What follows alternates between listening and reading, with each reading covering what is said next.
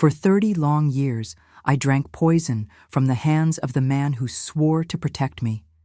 Every dinner, every blessing, every gesture of false care brought me closer to death. Good morning, everyone. My name is Eleanor Winters. I'm 78 years old, and today I'm going to share the most painful story of my life. A story I kept silent for a long time, but one I now feel I need to tell, so other women don't go through what I experienced. Before I begin, I'd like to ask you to like this video and subscribe to the channel. It means so much to know my story is reaching people. And please let me know in the comments where you're watching from. I love knowing my words can travel far, perhaps even to places I've never had the chance to visit. I was born in 1947 in a small town called Pine Creek, Ohio. They were different times. Times when girls like me dreamed of a good marriage, a house with a garden, healthy children. My mother taught me to sew, cook, be a good wife. The rest comes naturally, she'd say.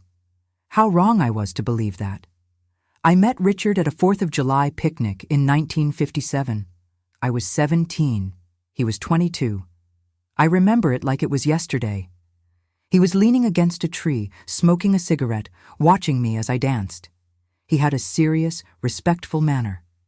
His eyes never left mine, even when other young men tried to get his attention. At the end of the celebration, he approached and asked my father's permission to walk me home.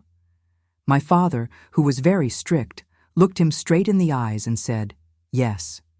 Richard came from a family of small business owners.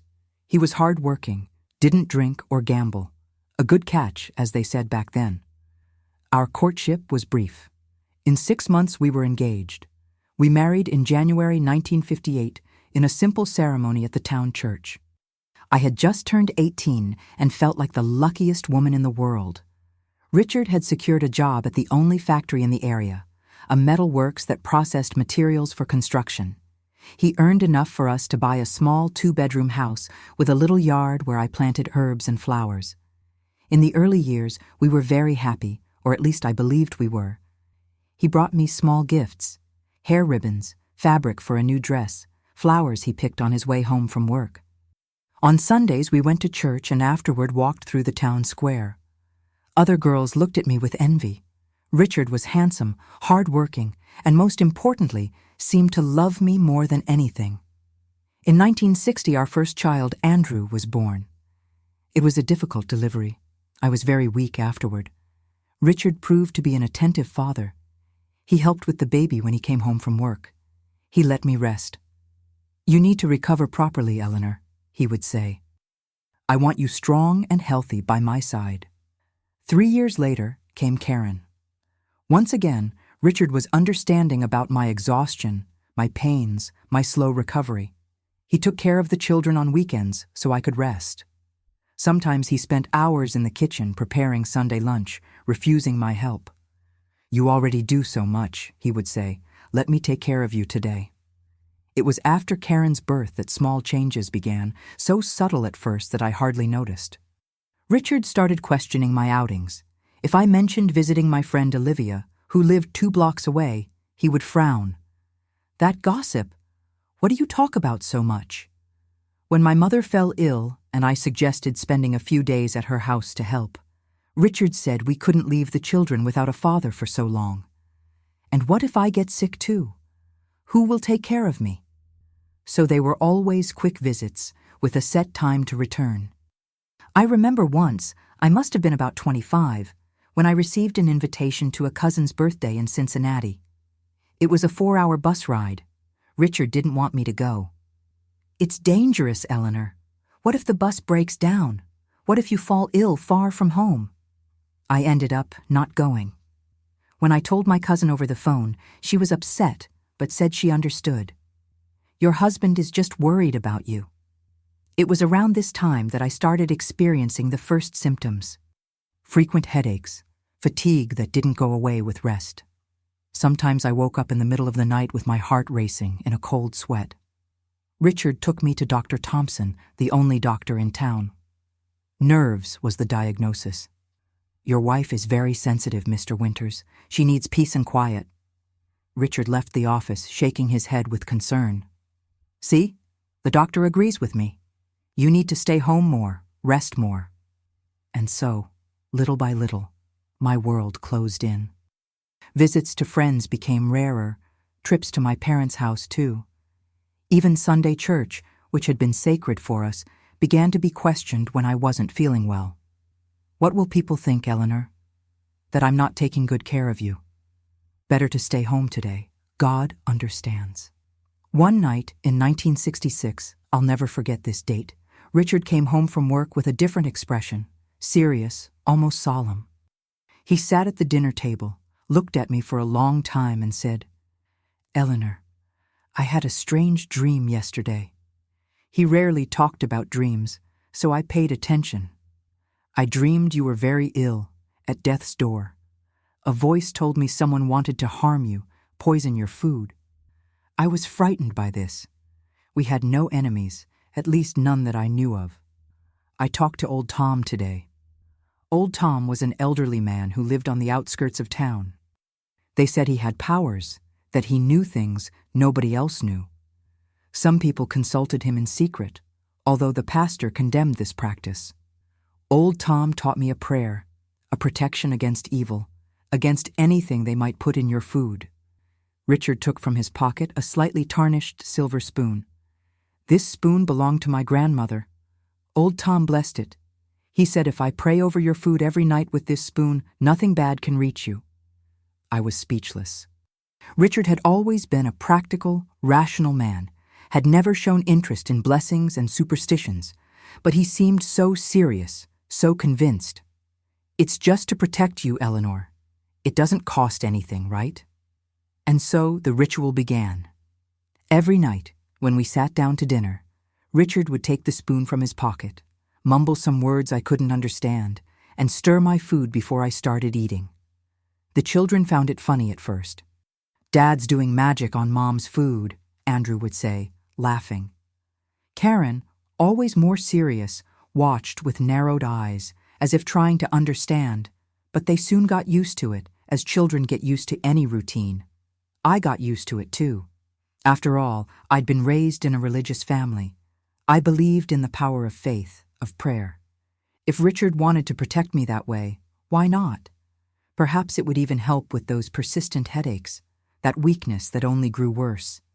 Little did I know that each night, each dinner, each gesture of apparent devotion and care was, in fact, another dose of poison entering my body. That the spoon Richard guarded so carefully had notches on the underside where he accumulated lead shavings scraped from old pipes at the factory. That the man who said he loved me was slowly and methodically killing me. It's hard to talk about this even after so many years. Sometimes my voice falters, my hands shake more than usual. It's not just the memory of the horror I lived through. It's also for the time lost, for the life that could have been and wasn't. But I'm here today to tell this story to the end. Because silence only protects the abusers, and because maybe, just maybe, my words can save someone who is living their own nightmare without realizing it. By 30, I looked 60. My body was breaking down before my eyes, and no one could understand why. Except, of course, the man who every night blessed my plate with a devotion that, I now know, hid the cruelest of intentions. The changes were slow, almost imperceptible. First came the headaches that became my constant companion, then the weakness in my legs. I remember one morning in 1971. I was hanging clothes on the line when I simply collapsed to the ground. I couldn't get up for almost half an hour.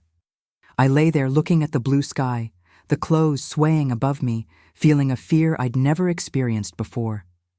"What's happening to me?" I asked myself as silent tears ran down my face. When Richard came home from work and found me still sitting in the yard, the clothes half in the basket, he seemed genuinely concerned. He held my trembling hands in his and said, "We're going to Dr. Thompson first thing tomorrow. We can't put this off any longer." Doctor. Thompson was an elderly man, the town's doctor for decades. He examined me carefully, asked questions, frowned at my answers, Bone pain, weakness, dizziness, memory problems. He muttered, making notes. In the end, he looked at Richard, not at me, and said, "It could be a nervous condition. Many women suffer from this after having children. The hormones, you know? Or perhaps anemia. Let's try an iron tonic." I left the office with a prescription for an iron and vitamin-based medicine, and a terrible feeling that I hadn't been taken seriously. Nervous condition seemed a polite way of saying, "It's all in your head." Richard bought the medicine that same day. Every morning, he himself would serve me a spoonful of the dark, bitter syrup. "To make you strong, my love." I obediently swallowed, expecting improvements that never came. In fact, I got worse. My hair, which had always been thick and shiny, began to fall out in clumps. Sometimes, when combing, I'd fill my hands with loose strands and cry, hidden in the bathroom so the children wouldn't see me. My skin turned pale, with a grayish tone that no rouge could disguise. The worst were the tremors. They started almost imperceptibly, a slight tremor in my hands when holding a cup. But over time, they became so severe that I could barely bring a spoon to my mouth without spilling food. It was humiliating. Andrew, then 13, often had to help me eat. "It's no problem, Mom," he would say, with a maturity beyond his years. "Everyone needs help sometimes." Karen, at 10, watched me with serious, worried eyes. Once I caught her crying, hidden behind the shed. When I asked what had happened, she hugged me tight and said, "I'm afraid you're going to die, Mom." It broke my heart. I hugged my daughter with all the strength I had left and promised, "I won't die, my love. Mom is just sick, but she'll get better." A promise I wasn't sure I could keep. In 1973, we returned to Dr. Thompson. This time, he seemed more concerned.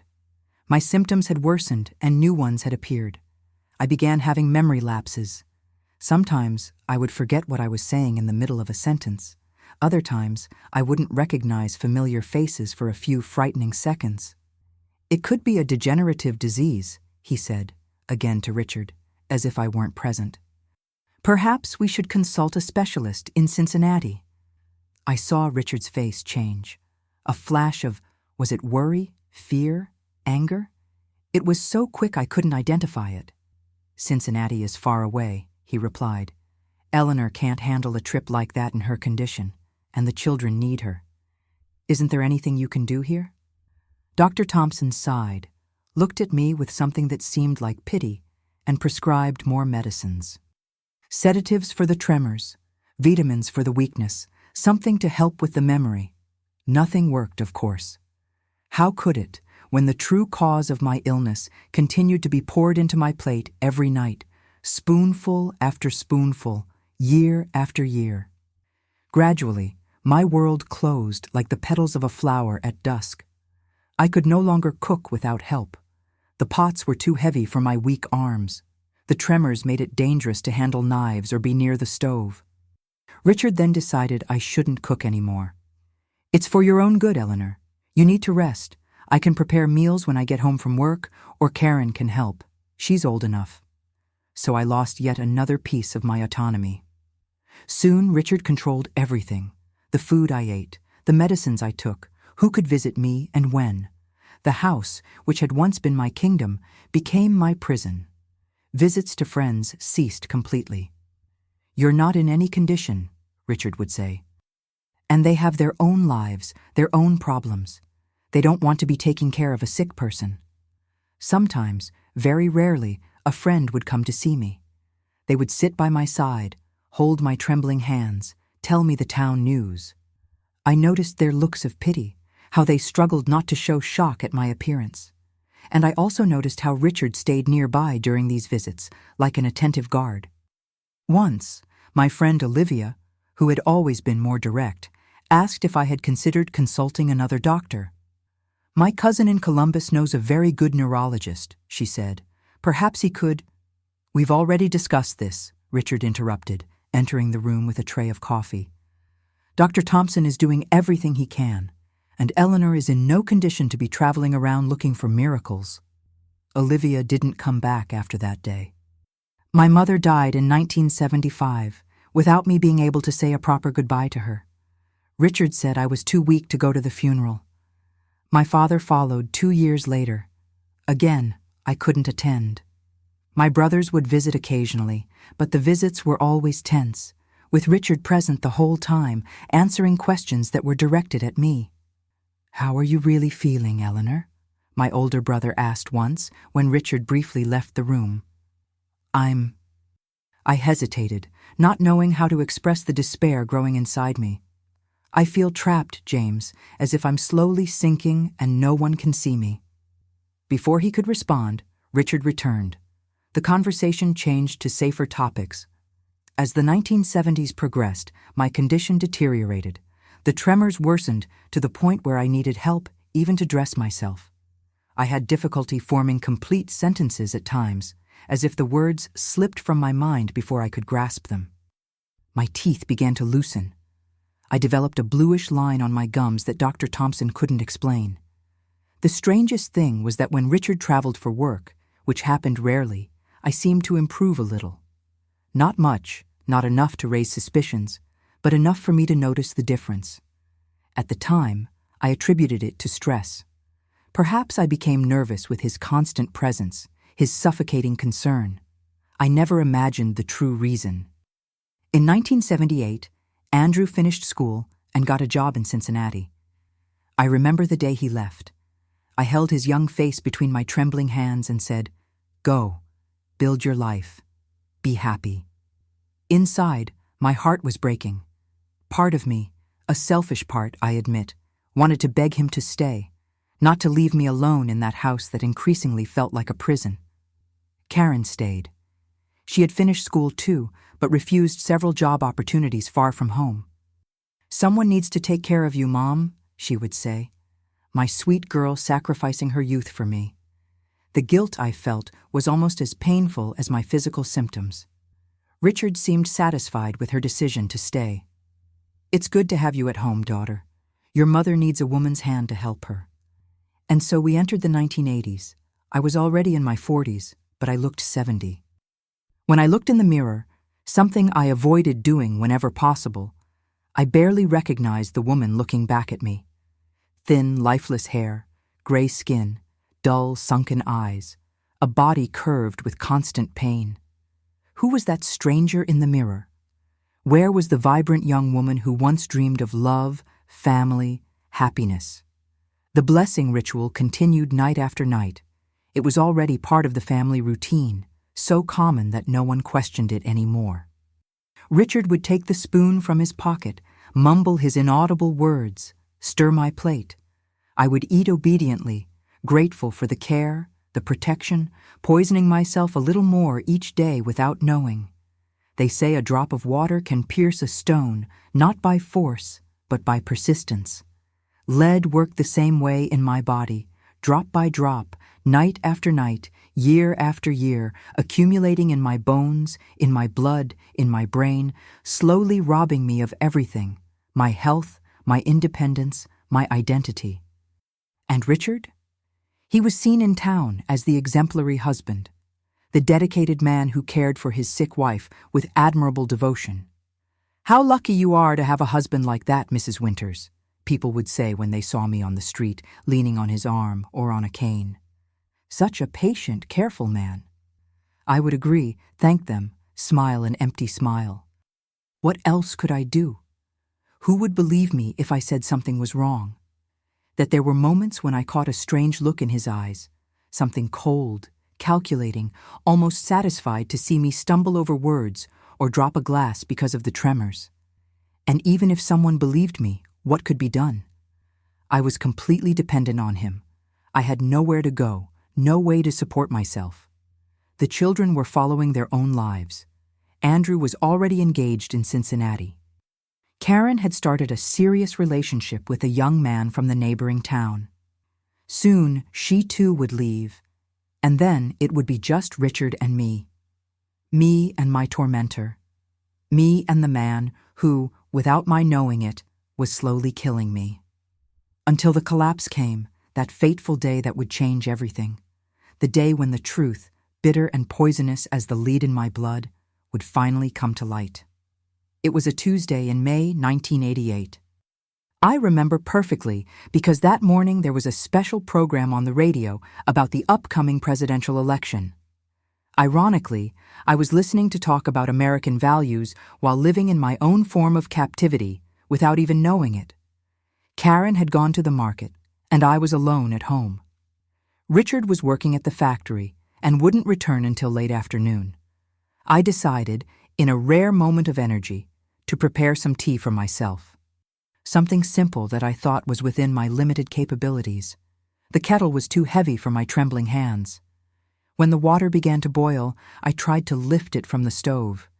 It was as if an electric current ran through my body. A violent spasm shook my arms. The kettle escaped, the boiling water spreading across the kitchen floor. I tried to back away, but my legs wouldn't obey. I fell. The pain from the burn was immediate, but something else was happening, something much worse. It was as if every muscle in my body was contracting at the same time. I couldn't breathe properly, couldn't scream for help, just lay there on the cold kitchen floor, feeling my body revolt against me, my vision darkening at the edges. I'm going to die here, I thought with surprising clarity, alone on my kitchen floor. I don't know how long I lay there, minutes, hours. Consciousness came and went in waves. At some point, I heard a muffled scream, as if coming from very far away. It was Karen, back from the market, finding her mother lying in a pool of water and blood. What followed was a blur of sensations and fragmented images. Sirens, strange hands touching me. Karen's insistent voice, "Hold on a little longer, Mom. We're almost at the hospital." Hospital? That word penetrated the fog of my mind with a stab of fear. Richard had always been against taking me to hospitals. "Dr. Thompson knows your case," he would always say. "Those hospital doctors will just fill you with medicines that don't work." My next clear memory is of waking up in a white antiseptic room with tubes attached to my arms and a constant beep from some nearby machine. A young nurse was adjusting something beside my bed. When she saw I was awake, she smiled gently. "Welcome back, Mrs. Winters. You gave your family quite a scare." I tried to speak, but my throat was too dry. She offered me some water with a straw. I swallowed with difficulty. "Where am I?" I managed to ask. "Cincinnati Regional Hospital. The ambulance brought you yesterday. You collapsed at home." Cincinnati was the big city closest to us, about 80 miles from Pine Creek. What was I doing so far from home? Before I could ask more, the door opened and a young man in a white coat entered.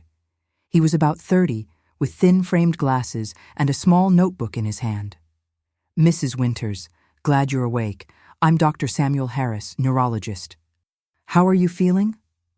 I tried to take inventory of my body. It hurt. Everything hurt, but that wasn't anything new. "Weak, in pain," I answered with difficulty. He approached, examined my pupils with a small light, checked the machines. "You had a quite severe convulsive episode. Do you know if this has happened before?" I shook my head negatively, the movement making my vision spin. "And these tremors, how long have you had them?" "Years," I replied. "Many years. They're getting worse." "Doctor." Harris noted something in his notebook. He seemed genuinely interested, genuinely concerned. It was strange to be looked at like this, like a person, not a burden or an obligation. "Mrs. Winters, your daughter told us you have a long history of neurological problems. She described very specific symptoms: progressive tremors, memory problems, muscle weakness, a bluish line on the gums. We're doing some tests to confirm my suspicions." At that moment, the door opened again. It was Richard. His normally composed face showed signs of tension. His brow furrowed, jaw tight. "What's going on here? Why was my wife brought so far from home?" Dr. Harris turned to him, extending his hand. "Mr. Winters, I presume.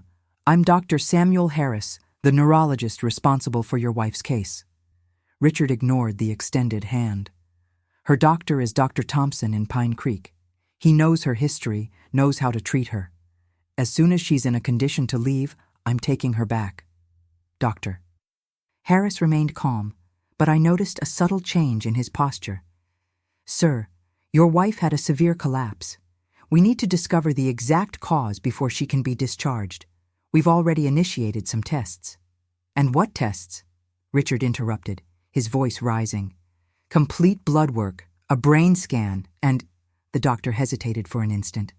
A test to check for the presence of heavy metals in the body. I saw something pass across Richard's face. A flash of— was it fear? Heavy metals? What are you insinuating? Dr. Harris maintained his professional tone. I'm not insinuating anything, sir. I'm investigating all possibilities. Your wife's symptoms are consistent with several conditions, including heavy metal poisoning, such as lead or mercury. It's just standard protocol. Richard was very quiet for a moment. Then his face softened into an expression I knew well. The concerned, devoted husband. Doctor, I understand your diligence, but you need to understand. My wife is fragile, both physically and emotionally. All these tests will tire her out, and the longer she's away from home, the worse it is for her. Dr. Thompson has been treating her for years. And yet, Dr. Harris gently interrupted, her condition has only worsened, hasn't it?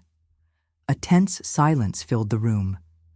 I suddenly felt exhausted, as if just watching this exchange had drained my last strength. My eyes closed against my will.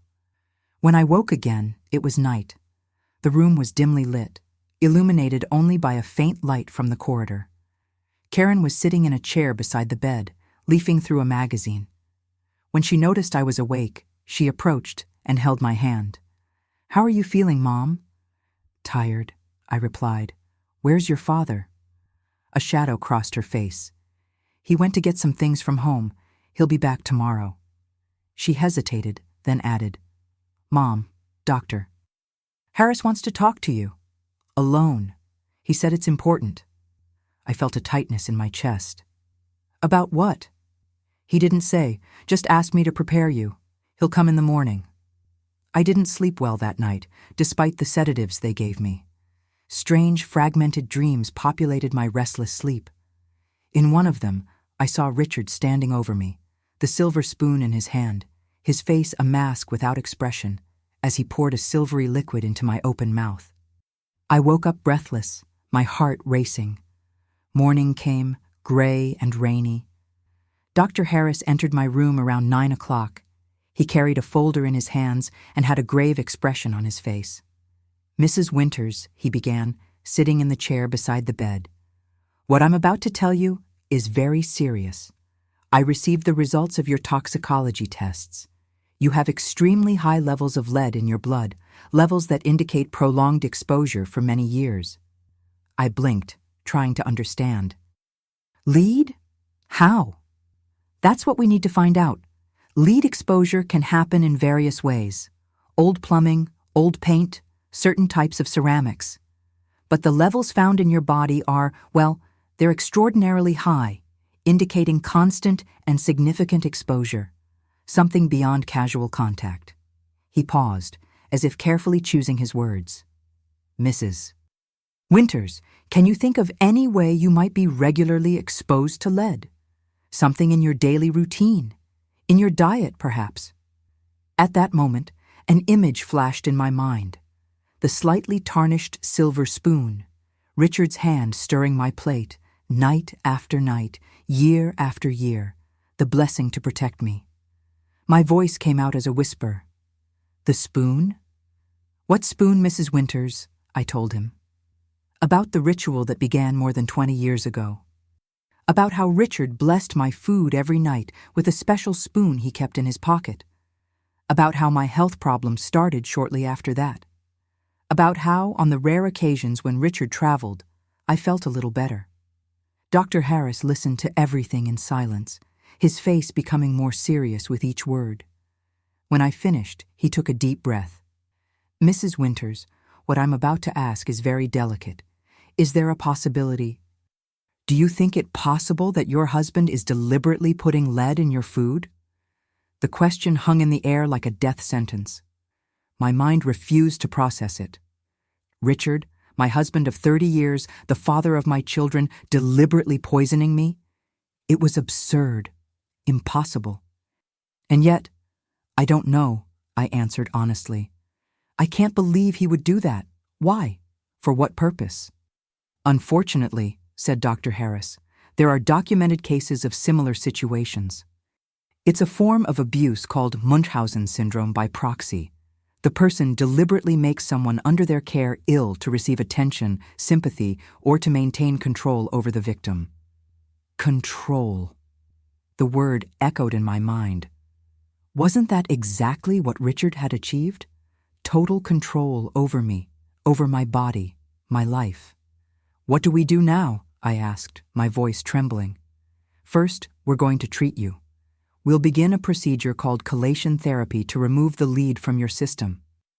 It will take time, and unfortunately, some damage may be permanent. As for the rest, he hesitated, we need to be sure. I'm going to ask your daughter to bring that spoon for analysis without alerting your husband. In the days that followed, I lived in a state of shock and disbelief. Richard came to visit me daily, always bringing flowers, always playing the role of the devoted husband. I observed him now with new eyes, looking for signs of, what? Evil? Madness? But I saw only the man I had known for decades. A week later, Dr. Harris asked to speak with me again. This time, Karen was with him. She seemed to have aged 10 years, her face pale, her eyes red, as if she had cried a lot. We analyzed the spoon, Dr. Harris said, without preamble. We found lead residue in the notches on the underside, notches that seemed to have been made deliberately. Karen sobbed quietly. Mom, I found something else hidden in the garage, in an old toolbox, pieces of old lead pipes, a file, and a diary. A diary? The word fell like a stone in my stomach. What did it say? She exchanged a look with the doctor, who nodded slightly. Dad recorded everything, how much lead he used, how your symptoms progressed. It was like an experiment for him. Her voice faltered. He wrote that he needed to keep you sick so that you wouldn't leave him like his mother left his father. The room seemed to spin around me. The story Richard had told me so many times about how his father had been abandoned, how he had died of grief after his mother ran off with another man. Was that it? All this horror, this slow torture because of an irrational fear of abandonment? We've called the police, Dr. Harris said softly. They're investigating. Your husband will be questioned. I don't know how I survived the days that followed. The news spread, first throughout the hospital, then through the town.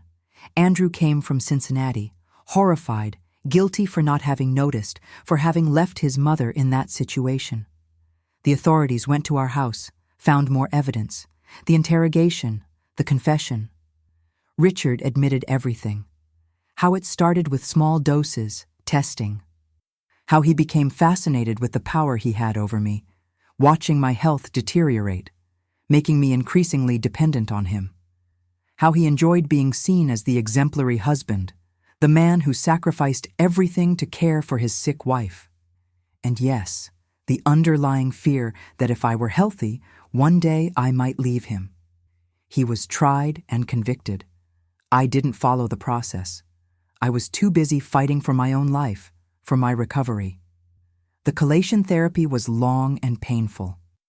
I spent months in the hospital, then more time in a rehabilitation clinic. The lead had caused permanent damage to my nervous system. The doctors said I would always have tremors, would always have memory problems, would always suffer pain. 30 years of poisoning doesn't pass without leaving marks, but I was alive, and for the first time in decades, truly free. When I was discharged from the hospital in November 1988, I was a different woman from the one who was carried in on a stretcher 6 months earlier. Not just in body, still fragile, still marked by the poison, but mainly in spirit. Something had broken inside me the day I discovered the truth, but something new was also beginning to grow. A fierce determination I didn't know I possessed. I couldn't go back to our house in Pine Creek. Those walls held 30 years of a lie that had nearly killed me. Every room, every piece of furniture, every utensil would remind me of the horror I had lived through without knowing it. Besides, the people in town already knew everything. The story of the husband who poisoned his wife for decades had become national news. Reporters from newspapers in Cincinnati and even from New York had tried to interview me at the hospital. Dr. Harris kept them away, protecting my privacy like a guardian angel. "You need peace to recover," he would say. "These people just want a spectacle." Karen, my brave daughter, had found a small apartment in Cincinnati for the two of us. It was close to the hospital, where I still needed to go 3 times a week to continue treatment. It was on the 3rd floor with no elevator, which presented a challenge for my weak legs, but she insisted it would be good for my rehabilitation to climb up and down the stairs every day. "Exercise, Mom." The physical therapist said it's essential for you to regain strength. She was right, of course. Even though at first each step seemed like a mountain, the apartment was small but bright. For the first time in decades, I had a space that was genuinely mine. Karen had arranged everything with great care: light curtains, some potted plants, a comfortable armchair near the window from where I could watch the street, a small sanctuary of healing. In the first few months, my life came down to a rigorous routine of treatments, exercises, and rest. The physical therapy sessions were painful, but each small progress was celebrated as a great victory. The day I managed to hold a cup without spilling the tea. The first time I walked to the end of the hospital corridor without needing to stop and rest. The morning I woke up and could form a clear thought, without the mental fog that had been my companion for so long. Dr. Harris continued to supervise my case even after I was transferred from hospital care to outpatient treatment. He had become more than a doctor. He was a friend, a confidant. "You're the most remarkable case of resilience I've ever seen," he told me one day after reviewing my tests. "Honestly, with the amount of lead we found in your system, it's a miracle you survived."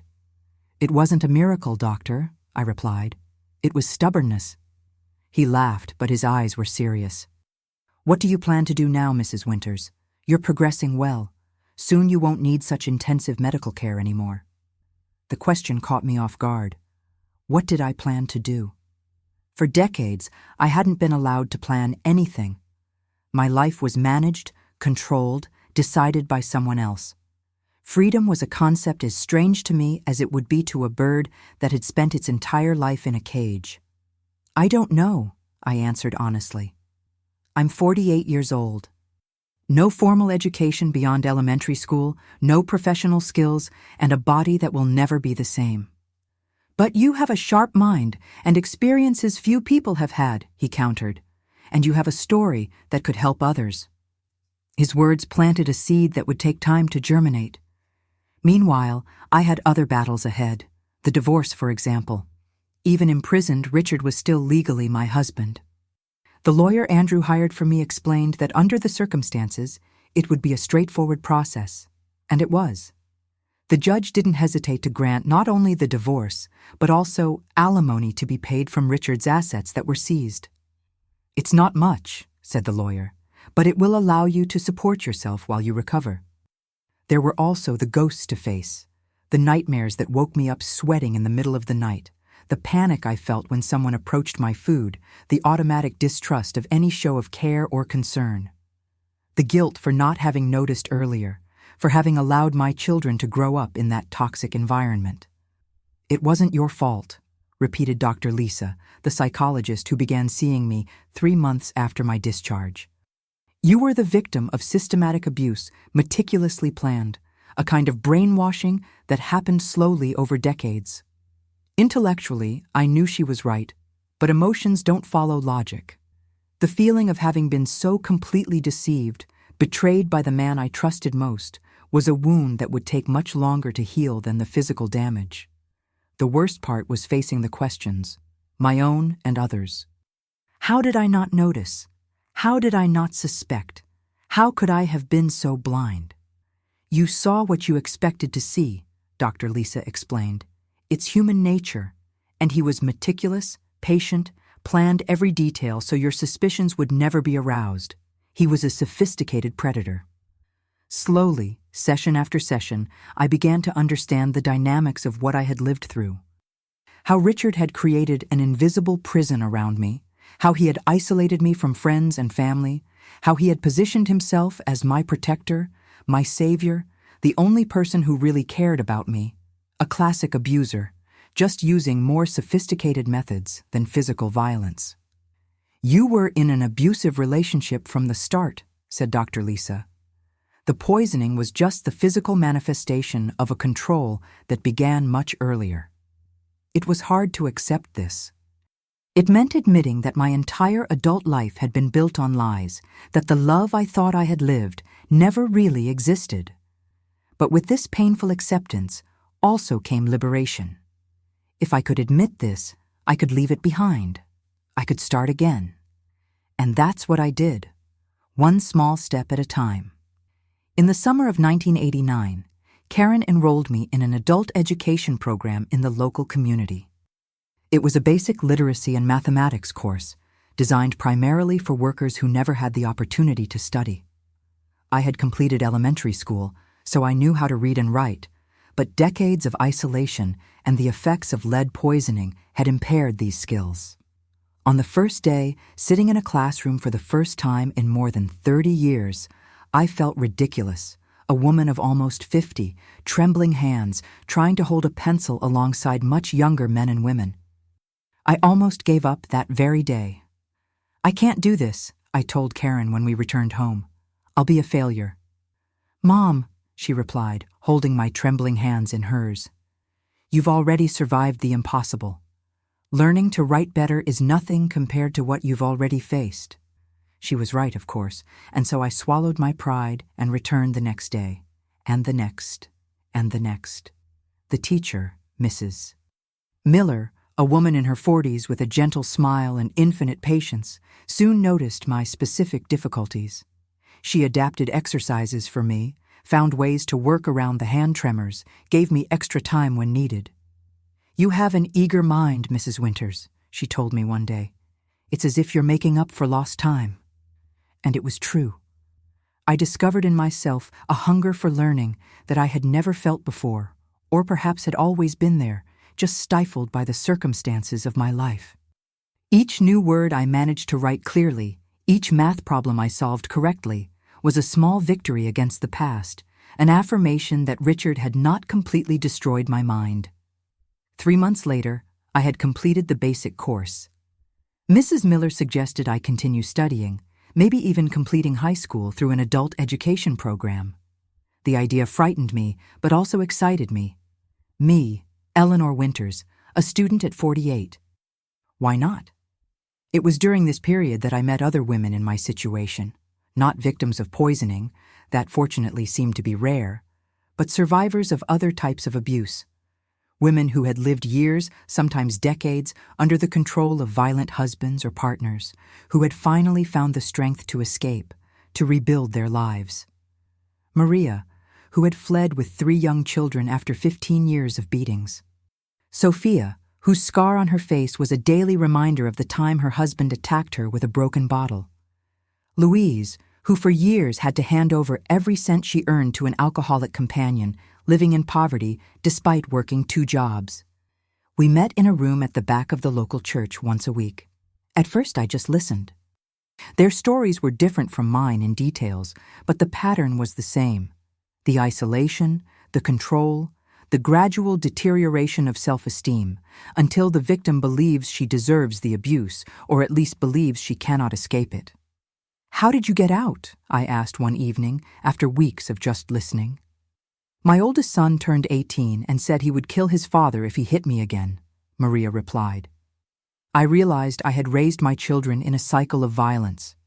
We left that same night. "My sister," said Sophia. "She didn't give up on me, even when I pushed her away for years. She was there when I finally asked for help." "I hit rock bottom," Louise recounted. "Either I left or I killed myself. I chose to live." Each story was a mirror where I saw reflections of my own experience. Each survivor carried scars, visible or invisible, but they were all there, alive, fighting, rebuilding. At one of these meetings, I finally shared my story. I spoke of the blessing ritual, the decades of unexplained deterioration, the shocking discovery at the hospital. I spoke of the notched spoon, the macabre diary where Richard coldly recorded my slow destruction. When I finished, the silence in the room was palpable. Then one by one, the women approached and hugged me. There was no pity in their eyes, only recognition, empathy, a solidarity born of shared experiences. "You're stronger than you think," said Maria, holding my trembling hands without any sign of repulsion or pity. "Surviving that is extraordinary." I left that meeting with a new feeling, a warmth in my chest that I recognized after some reflection as purpose. Perhaps this was what Dr. Harris had suggested months earlier. Perhaps my story, my experience could serve a greater good. The following week, I asked Isabel, the social worker who coordinated the group, if I could be more actively involved. "I have no training, no professional experience," I explained, "but I have lived through it and have a genuine desire to help other women recognize signs that I didn't see." Isabel smiled. "Mrs. Winters, sometimes lived experience is worth more than any diploma. We need women like you, who have gone through the fire and come out the other side." That's how, almost without realizing it, I found my vocation at 48 years old. First as a volunteer in the support group, then, as I completed my studies and took specific courses, as a kind of mentor for women freshly out of abusive relationships. It wasn't easy work. Each story I heard reopened my own wounds. Each time I held the hands of a terrified woman, trembling with fear of what the future held away from her abuser, it was like reliving my own fears. But there was also healing in this process. Each woman I helped find her path to freedom was a small redemption for my own lost years. And while helping others rebuild, I rebuilt myself, piece by piece, day by day. Eleanor Winters was no longer just the victim of a horror story. She was a survivor, a student, a counselor, a woman rediscovering her own strength bit by bit. In 1990, almost 2 years after the collapse that changed my life, Andrew invited me to his wedding in Cincinnati. I hesitated. The idea of being at a large social event, of being observed, perhaps judged, was frightening, but it was my son's wedding. I couldn't let fear rob me of another precious moment in life. "I'll be there," I promised. I wouldn't miss it for anything. On the wedding day, Karen helped me get ready. I chose a light blue dress, modest but elegant. My hair, which never fully regained the thickness of my youth, was arranged in a simple bun. My hands still trembled, of course, that would never change, but I had learned to live with this limitation. When I entered the church arm in arm with Andrew for the ceremony, I felt the looks, some curious, others compassionate, but I didn't care. At that moment, I was just a proud mother, accompanying her son to the altar. Nothing else mattered. During the reception, an elderly lady approached me. I vaguely recognized her as a distant aunt of Teresa, the bride. "You're Eleanor, aren't you? The groom's mother." When I nodded, she continued, "I heard your story. What a horror you went through, my dear. How did you manage to survive something like that?" I looked at her for a moment, considering how to respond. Finally, I said, "One day at a time. And now I live, not just survive. I live." Today, at 78, when I look at my wrinkled and still trembling hands, I don't just see the marks of the poison that ran through my veins for 3 decades. I also see the countless hands these hands have held, the tears they've wiped away, the doors they've opened for women who, like me once, couldn't see a way out. Time is curious in how it transforms our wounds into gifts. Who would have thought that spoon, the instrument of my torment for so many years, would symbolically become the most valuable metal I carry? The 1990s were a period of reconstruction for me. I finished high school in 1992, at 52. I remember graduation day as if it were yesterday. Karen and Andrew were there, proud, applauding when I received my diploma. My hands were shaking so much I almost dropped it, but that didn't matter. What mattered was the journey taken to get there. That same year, the Cincinnati Women's Support Center offered me a paid position as a counselor. It wasn't much money, but it meant that for the first time in my adult life, I had my own income, the fruit of my own work. The feeling of financial independence, even modest, was intoxicating. "You have a gift for this, Mrs. Winters," said Elaine, the center's coordinator. "Women trust you, open up to you, perhaps because they know there's nothing they can tell that will shock you." It was true. After what I lived through, few accounts of abuse surprised me, not that it made it easier to hear each story. My heart still clenched with each new report of violence, manipulation, control. But I had developed an ability to listen without crumbling, to offer strength without succumbing to the weight of others' stories. In 1995, I participated in a pilot project that brought information about domestic violence to schools in the region. We talked to adolescents, girls and boys, about healthy versus abusive relationships, about warning signs, about how to help friends who might be in risky situations. The first school I visited, I trembled more than usual, not from fear, but from emotion. There were young people of 15, 16, the age I was when I met Richard, so full of dreams and expectations, as I had once been. If I could plant in them the seeds of awareness that I had lacked, perhaps I could prevent other Eleanors from emerging. "My name is Eleanor Winters," I began, my voice firmer than I expected. "And for 30 years, I was poisoned by the man who swore to love and protect me." I saw the shocked looks, the instant attention that opening provoked. I told my story in a simple, direct way, without sensationalism. I spoke of the signs I didn't see or ignored, the gradual isolation, the control over my friendships, over my outings, over my body. I explained how abusers build invisible prisons, how they make their victims doubt their own sanity, their own perception of reality. When I finished, the silence in the room was palpable. Then, a girl in the last row raised her hand. "My aunt," she began, her voice trembling. "I think my aunt is experiencing something similar." I stayed after the talk to speak with her privately.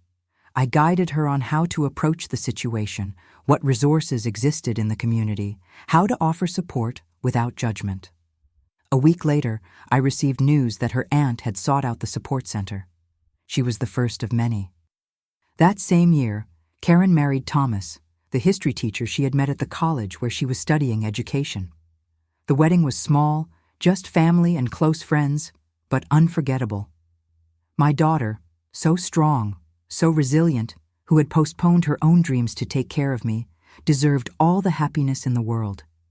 "Mom," she told me on the eve of the wedding, "everything I am today, I owe to you. Your strength taught me more than any book." "No, my daughter," I replied, holding her face between my trembling hands. "It was you who taught me the meaning of courage. It was you who saved me." In 1997, a new page opened in my life. I received an invitation to speak at a national conference on domestic violence in Washington, D.C.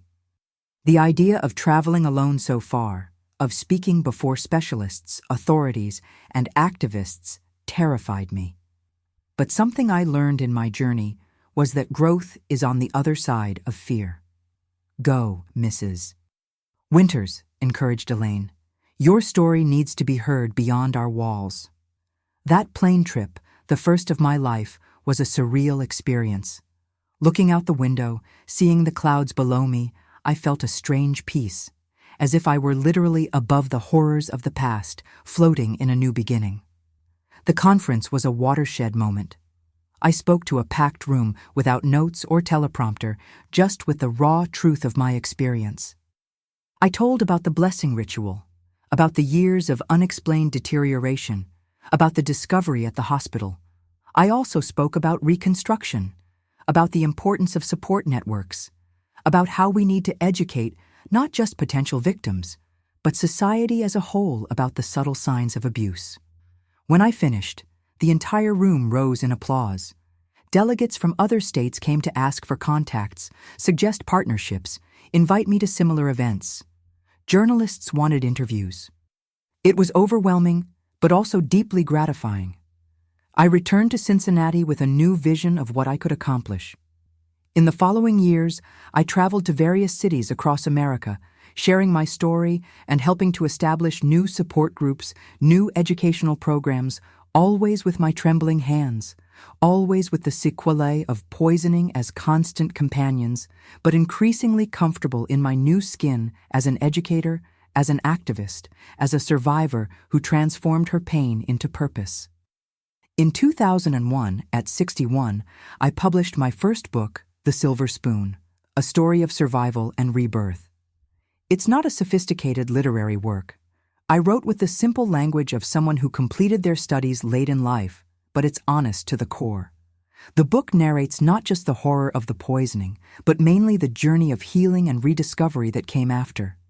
The major publishers weren't interested, so it was published by a small regional press with a modest print run. To my surprise, the book found its audience. It sold more than expected, mainly among professionals who work with victims of violence and among the survivors themselves. I received letters, dozens of them, from women who identified with different aspects of my story. Women who, through my words, finally named what they were experiencing. "Your book saved my life," wrote a reader from Oregon. "I recognized my husband on every page. I left home the day after reading it." Another letter from a social worker in Atlanta said, "We use your book in our support groups. The women finally understand that they're not alone, that there is life, a full life, after abuse." In 2005, the biggest surprise, a national publisher decided to re-release the book with distribution throughout the United States. At 65, I found myself on a tour of lectures and book signings. My hands still trembled when signing books, but now that tremor was part of my story, part of my testimony. I no longer tried to hide it. At one of these sessions in Chicago, a woman in her 70s waited patiently in line. When her turn came, she didn't ask for an autograph. Instead, she extended a hand to me, a hand that trembled as much as mine. "Mercury, in my case," she said simply. My husband was a dentist. No more words were necessary. I stood up and hugged her. Two survivors united by an experience few could understand. The work continued over the years. Even when I officially retired from the support center at 70, I didn't stop. I just slowed down, becoming a mentor for younger counselors, participating in selected events, maintaining a small bi-weekly support group in my own home. In 2015, when I turned 75, Andrew, Karen, and my 5 grandchildren organized a surprise party.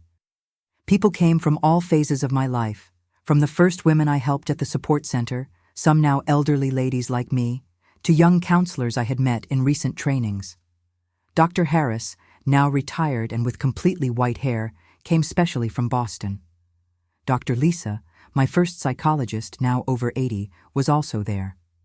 "Eleanor," said Dr. Harris during the toast, "when I met you in that hospital in 1988, I feared you wouldn't survive the month. Today, 30 years later, I look at you and see not just a survivor, but a beacon for so many others. It's an honor to have been part of your story." I cried without shame, surrounded by so many people who had walked with me in different stretches of this improbable journey. In recent years, I've slowed down even more. The tremors have worsened with age, and new health problems have arisen, not related to the lead, just the natural wear of the years, but I remain active in my own way. I maintain a small blog where I share reflections, respond to readers' letters, occasionally participate in interviews for documentaries or reports about domestic violence. In 2021, Ohio State University awarded me an honorary degree in recognition of my 3 decades of work in raising awareness and combating violence against women. Me, who barely completed high school, receiving an academic honor. Life has these sweet ironies. In my acceptance speech, I said something that has become a kind of mantra for me in recent years. The poison he put in my body was meant to destroy me. Instead, it turned me into an antidote for other women. And that's how I see my story now, looking back at 78 years old. What Richard did was not the end of my story. It was just the first chapter of a much richer, much more meaningful life than he could ever have imagined. I never saw him again after the trial. I learned that he died in prison in 2003 without ever having shown true remorse for what he did. For many years, I carried hatred for him. Then, a controlled anger. Eventually, a painful indifference. Today, I feel mostly pity. Pity for the man so destroyed by his own fears and insecurities that he needed to literally poison someone to feel control. Forgiveness didn't come quickly or easily, but it came. Not for him, but for me, because I realized that carrying the weight of hatred was like continuing to drink the poison he could no longer give me. My hands never stopped trembling. My memory never returned to what it was. Some days, the pain in my bones is almost unbearable. These are the visible scars I carry, the medals of a battle that lasted 30 years and which, against all odds, I won. But the real victories aren't these. They're the hundreds of women I've helped find their voice, their power. They're the educational programs I've helped create, the public policies to which I contributed my testimony. It's seeing my granddaughters grow up strong, confident, knowledgeable of their rights and their value.